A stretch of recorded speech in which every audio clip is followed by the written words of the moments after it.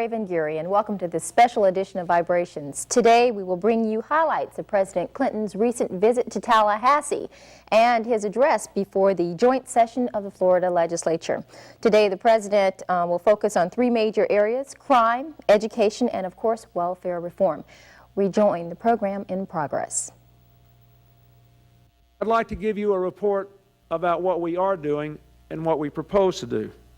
And I need your help and your involvement without regard to your party from your perspective at the state level about what the next steps are going to be. And so does the Congress. Let me just tell you some of the things we've done already. We announced the other day that we're going to cut reports we require from the American people in half, unless there's some compelling public interest reason not to. So that if people have to file reports 4 times a year, we'll go to twice a year, once a year, and so on. We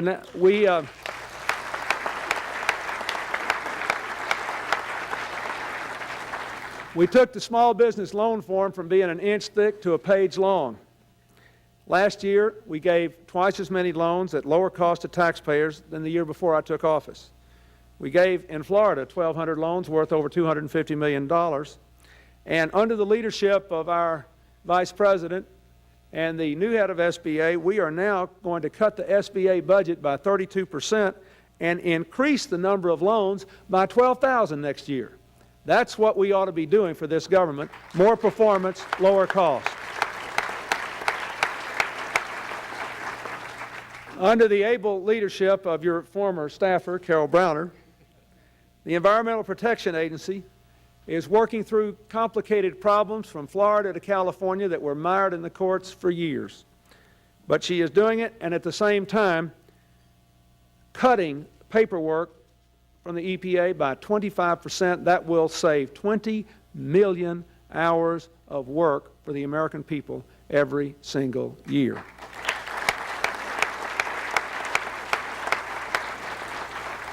The Environmental Protection Agency is also opening compliance centers and telling people, if you wonder whether you're in or out of compliance, come to our center, and if you're out of compliance and you show up voluntarily, we'll waive the fine for 6 months while you get in compliance. No more punishment for people who are trying to do the right thing.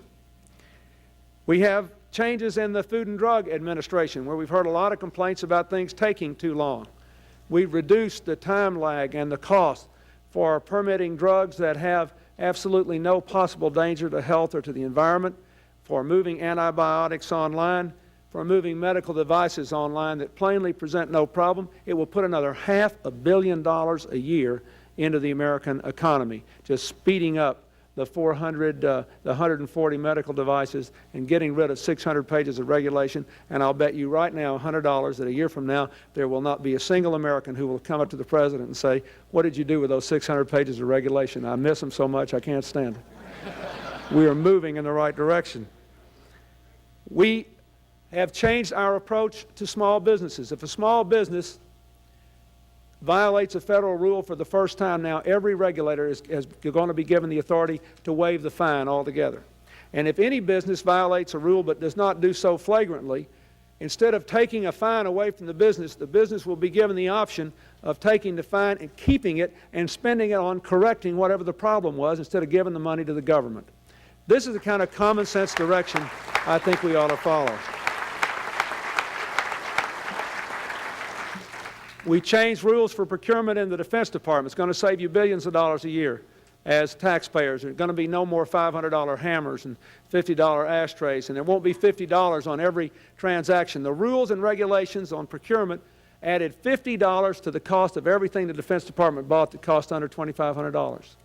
We had Defense Department rules that required people in our military to buy computers at twice the cost with half the capacity that you could buy them off the shelf in a store in Tallahassee. All that's been scrapped. We're moving in the right direction. The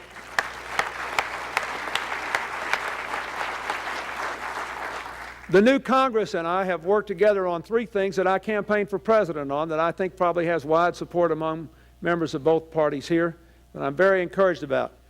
They passed a law that I was proud to sign that applies to Congress all the laws they impose on the private sector. High time. They passed a law that I signed last week that reduces the ability of Congress to impose upon states and local governments funded mandates to require you to raise taxes or change your priorities.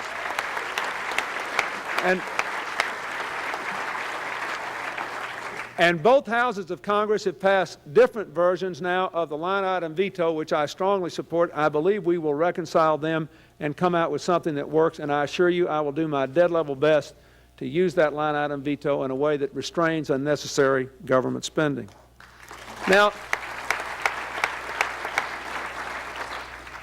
Now here's where you come in, because we need to move to the next area where we're still having a big debate. Because I think there is a right way and a wrong way to cut government spending, a right way and a wrong way to relax regulation. And I want you to be a part of this process. For example, we wanted to cut spending in the Agriculture Department. We closed 1,200 offices we didn't need. We think that's a better approach than reducing the school lunch program. We wanted to close...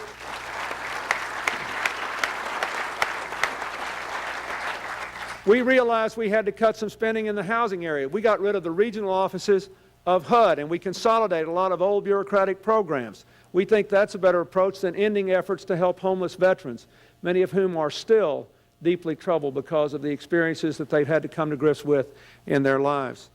We had the EPA cut regulation by 25%. We think that's a better approach than this takings bill before Congress, which 20 states in referendums have rejected because it undermines the ability of governments even to do basic zoning and could bankrupt the budget of any government that tried to implement it. So there are ways to do this that I think are right and wrong. And let me just say one thing about the block grant proposal. When I was a governor, I loved block grants, and I still think they're a pretty good idea in many areas. I haven't changed just because I've become president. I like the community development block grant, but I want to, and I used it effectively. But I want to remind you, it's worth about half or maybe less than half of what it was when it was given in the early 80s in the Reagan administration. The Congress gives block grants primarily to save money. And now we're talking about block grants in areas that could be really painful to the high growth states. So I ask you, think about what's attractive about it, but look at the details. Don't get caught in the rhetoric, look at the reality.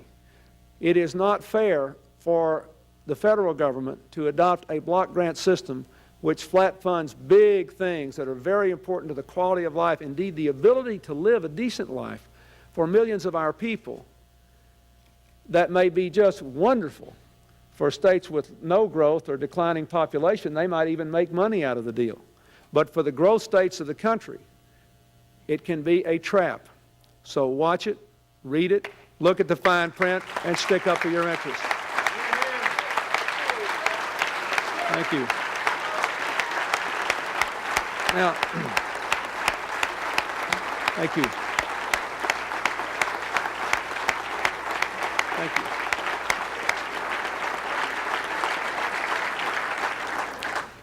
Now I'd like to give you 3 examples of where I think we have done the right thing to reduce spending and help you and help your people. And again, let me say that we need to move beyond the labels of the past. We need to put the people of this country first, and we need to keep our eye on the future. And I'd like to give you 3 examples with 3 groups of people from Florida who are up there, and I'll recognize them each in turn, that to me symbolize the right way to cut government, to make college loans more affordable, to end welfare as we know it, and to make our streets safer. One of the most important things that our administration has accomplished is to make college loans more affordable for millions of Americans by eliminating the middleman in the old college loan system, lowering the cost, and offering better repayment terms. Believe it or not, we've actually reduced the deficit, made loans more affordable to young people all across the country, and cut the hassle to the colleges and universities involved. We've also been very strict in enforcement. No opportunity without responsibility.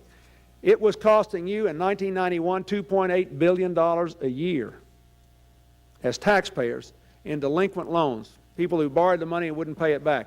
We have cut that rate from $2.8 billion a year down to $1 billion a year by cracking down on people who won't pay their loans. People who borrow the money ought to pay it back. But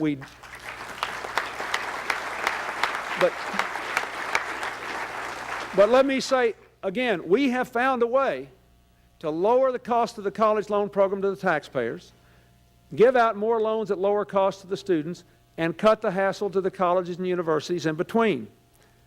I want to introduce some of the people that are up there.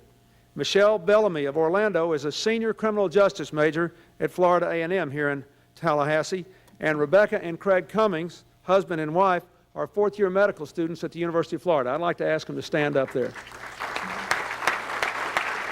Now,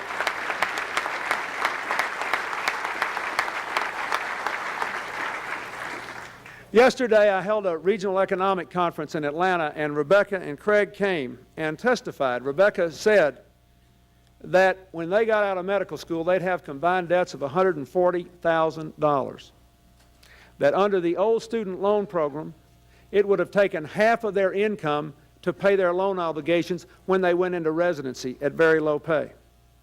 Under the new student loan program, they can have their choice of ways to repay the loan, and one of their choices is to pay the loan off over a longer period of time as a percentage of their income.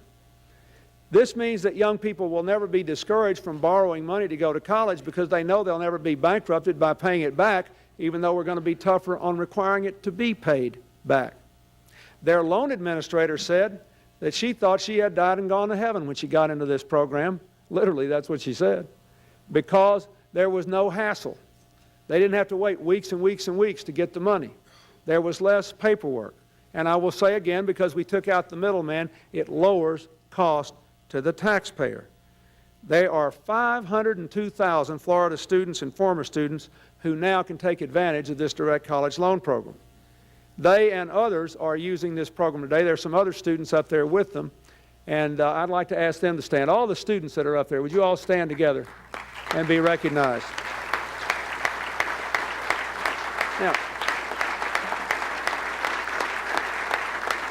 Now, so here's decision number one for you.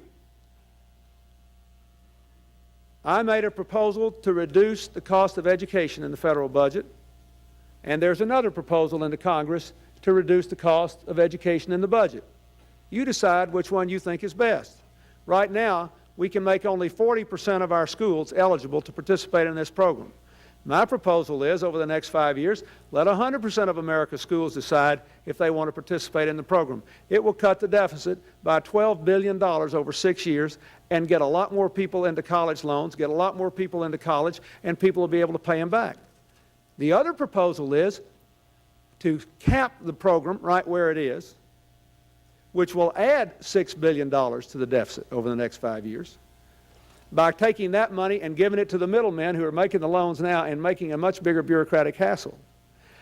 And to save that money, that $6 billion, by making the loans that young people get now more expensive, by charging them interest on the loans while they're already in college, and adding $2 billion a year to the cost of the loans. Now, I think common sense says that my way of saving money, which gets you more students at lower cost and better repayment terms, is better than the alternative proposal, which gives more money to the banks in the middle, runs the deficit up, gives you fewer students, and gives them more headaches at the colleges in administering the program, and far more heartache to the students in repaying it. I think it's a clear choice, but you need to be heard on it. It's not a partisan issue. It's a special interest against a public interest issue. It's an old Washington way of doing things against a new way of doing things issue. This is a big deal, and it's a clear choice. Both parties propose to reduce the deficit from education costs, but the choices are different. Let me give you another example. Everybody in America wants to reform the welfare system, and good for them, because we know that some people on welfare, a significant percentage, are there because they're young, they have young children, they have no education, they don't have a particularly bright future if all they do is get a check from the government to stay in the fix they're in. That the system for too many people does not promote responsible parenting, good work, or independence. Most people also know that the system we have today is worse than it would be because we don't enforce our child support enforcement the way we ought to. And that it's complicated for you because more than a third of the child support cases in America today cross state lines. So your ability to do it is limited. Now, last year I worked with members of the Congress in both parties and sent a sweeping welfare reform proposal to the Congress. It was not passed. They didn't get to it, and I wish they had. This year, we're going to get a welfare reform bill, and it's a good thing. It will give the states far more flexibility, no matter which system is passed. One of the things that I think is that since we've now given 25 states, including Florida, waivers from all these federal rules, I think every state in America ought to do anything that any state's already got the right to do. Why should you have to keep coming back to the federal government asking for permission to try innovative ways to change your welfare system? I don't think you should. But I think what you've done here shows what works. And again, it's a choice we have to make. And this one is a little harder for you than the last one. But I want you to make a choice, and I want you to be heard. In January of 1994, Florida received one of our first waivers to implement a family transition program to accelerate the pace of moving people from welfare to work in Alachua County and Escambia counties. The program reflects what we're trying to do, and I thought it was a good proposal. And apparently it's working. It requires people to move from work and to independence within 2 years. And it creates additional opportunities for people to do that by investing in education and training and child care. And I might say every time you interview a bunch of people on welfare, they'll always tell you, if we got health care for our kids and child care and some way to get to work, we'll go to work. And the Florida program does that. Now, what we want to do in the Congress is to pass a bill that will promote work, responsible parenting, and tough child support. The bill that passed the House of Representatives, I want to compliment it, does promote tough child support. We know today, if we were collecting all the child support that is owed and could be paid, we could move 800,000 families off welfare today, if we were just collecting child support. And I compliment the House on passing that bill. But the rest of the program, in my opinion, is deficient. I think it's weak on work and tough on kids. I don't think it does as much as, it certainly doesn't do as much as the Florida Project does to move people from welfare to work. The attractiveness of it is it gives you a block grant. So it says, you do what you want. And what do you care what they do in Utah or Idaho or Maine? The problem is the block grant also has some strings attached and requires, for example, states to deny benefits to teenagers who have babies and to their babies until they reach the age of their majority, the mothers, and gives people the option to deny it altogether.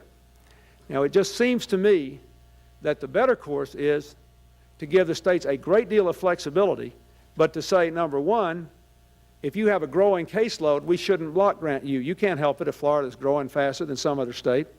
And number two, we shouldn't punish children for the mistakes of their parents.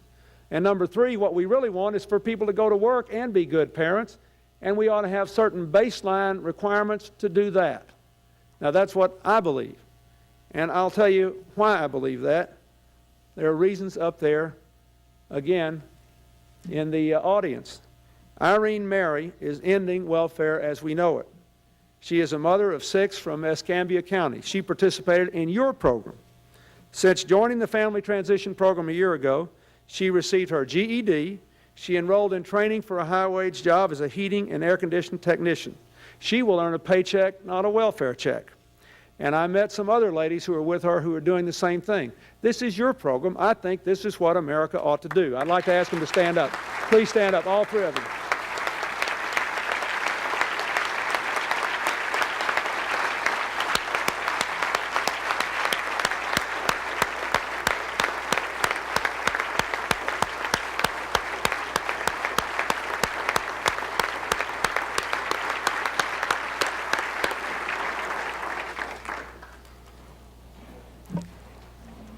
Last example. choice you have to make. No state in the country knows any more about crime and violence than Florida. We know that there are many reasons for crime, there are many causes of crime, and there are many proposed solutions to crime. After 6 years of partisan gridlock, last year we broke gridlock and passed the crime bill.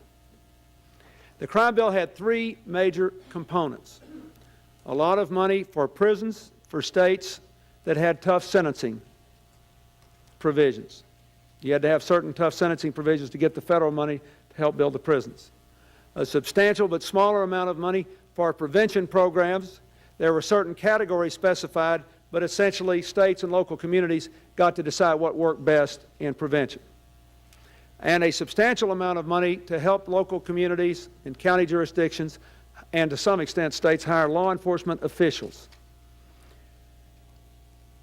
There was a total flexibility on the part of the states virtually in the prevention money, nearly none in the prison money, and some in the police money, but basically the money had to be used to hire police on the street and not behind desks. Now, this bill was put together in complete cooperation with the law enforcement community. There were 11 major law enforcement groups that worked on this, along with the state attorneys general. General Butterworth knows he was very active in this, the Prosecutors Association, all the law enforcement folks around the country. They told us, among other things, you got to have some prevention money in here. We can't jail our way out of this problem. People in law enforcement said that.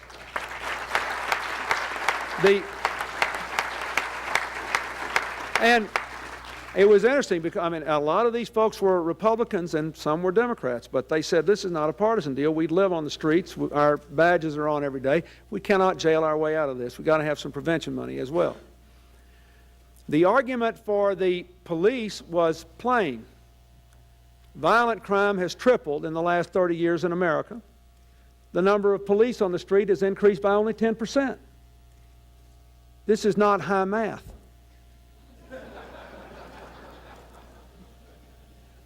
So we proposed to, in effect, increase by another 20% the number of police officers on the street. Why? Because one of the little-known success stories in America in the last several years is that in community after community after community that has adopted an aggressive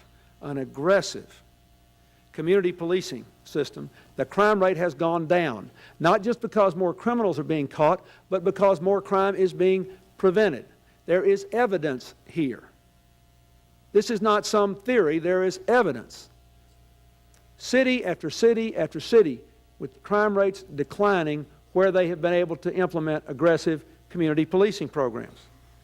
In Florida, and the Attorney General, I want to compliment the Attorney General on this, she set up, it used to be that law enforcement groups hated dealing with the federal government because they had to hire a consultant to figure out how to get through the web at the Justice Department.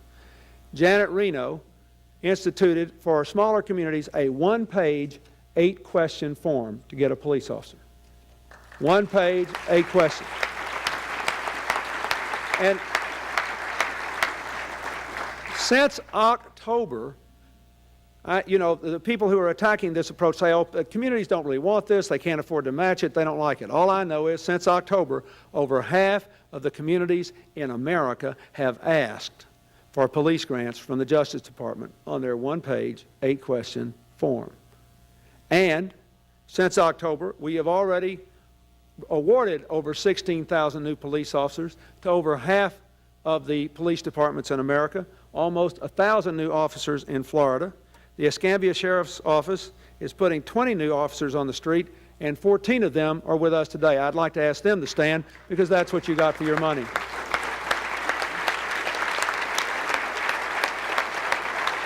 Now, thank you.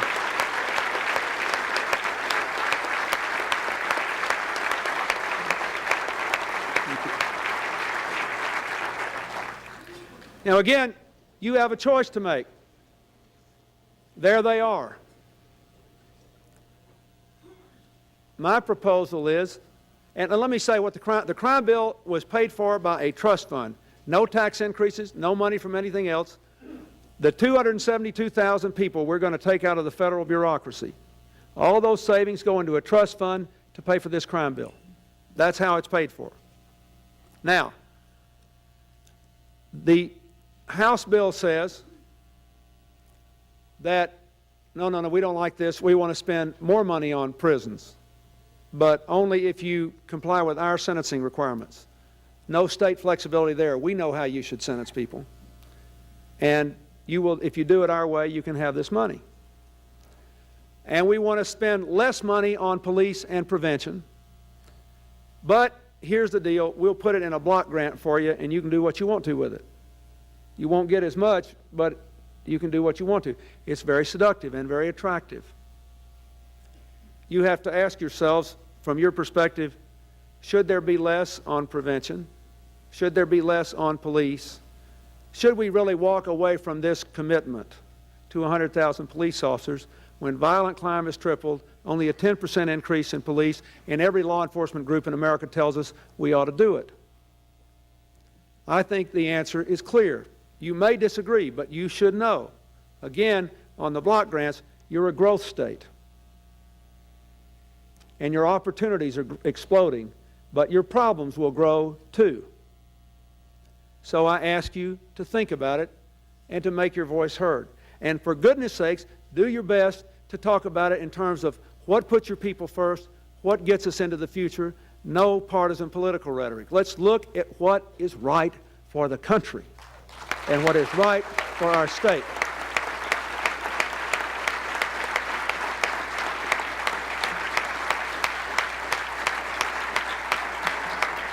I think this is a very exciting time to be alive and to be in public service. This debate we are having about the role of government is a good thing to have. But in the end, our mission has got to be to keep the American dream alive. The idea that this is a special country where little girls who can play the violin can come and breathe the air of freedom and fight for it for all of those who are like her, who don't enjoy it. This is a special country. And there is never going to be a time, I thought about this when the minister was praying at the beginning of the session here. The scriptures tell us there will never be a time when human existence is free of difficulties. They are endemic to our nature and to the condition of things on this earth. So we have vast new opportunities and profound new challenges. And the real question is, how are we going to meet them? With all my heart, I believe that the best days of this country lie ahead of us if we make the right decisions. In a new time, the right decisions cannot be made with old rhetoric that divides us when we need to be united. Thank you, and God bless you all.